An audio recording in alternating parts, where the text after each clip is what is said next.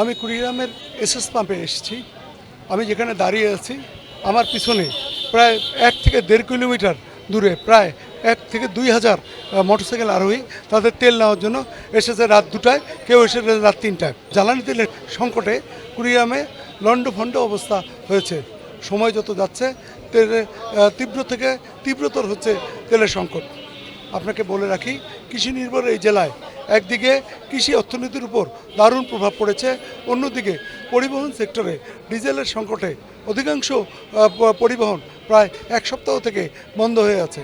কুড়িগ্রাম জেলার উত্তরের শেষ প্রান্তে একটি জেলা হচ্ছে কুড়িগ্রাম। এই কুড়িগ্রামের প্রধান নির্ভর হচ্ছে কৃষি নির্ভর এই জেলা, এবং এই কৃষির সাথে গ্রামীণ যে কুটির শিল্প অর্থনীতি, যে গ্রামীণ অর্থনীতি, এটাও প্রায় সংকটের মধ্যে পড়েছে ডিজেলের অভাবে। অনেক কুটির শিল্প ইতিমধ্যেই বন্ধ হয়ে গেছে। তারা আশঙ্কা করছে যে এই অবস্থা চলতে থাকলে পুরোপুরি এই অর্থনীতির অবস্থা আরও বেহাল অবস্থা ধারণ করবে। কুড়িগ্রাম জেলায় 9টি উপজেলায় প্রায় 200 দিবা এবং নৈশ গজ যাতায়াত করে ঢাকাসহ সারা দেশে।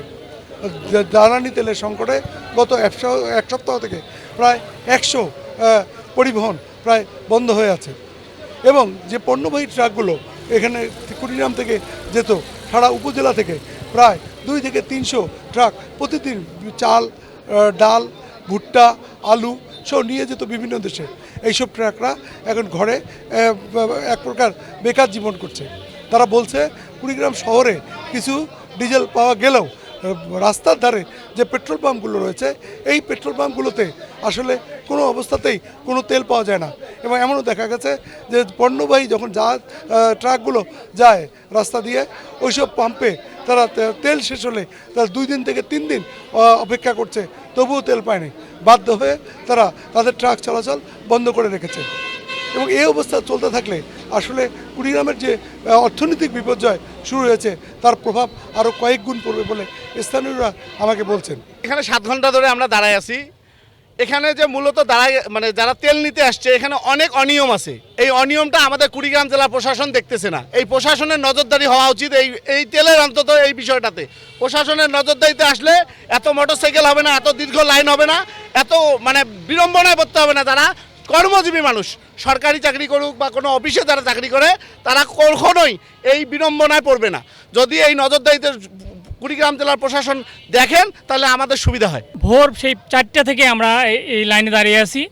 এখানে আমার মতো প্রায় এখানে 500 গাড়ি দাঁড়িয়ে আছে, যেটা আমাদের যেমন সময়ের অপচয় তেমনি দেশের অর্থনীতির জন্য একটা বড় ধাক্কা।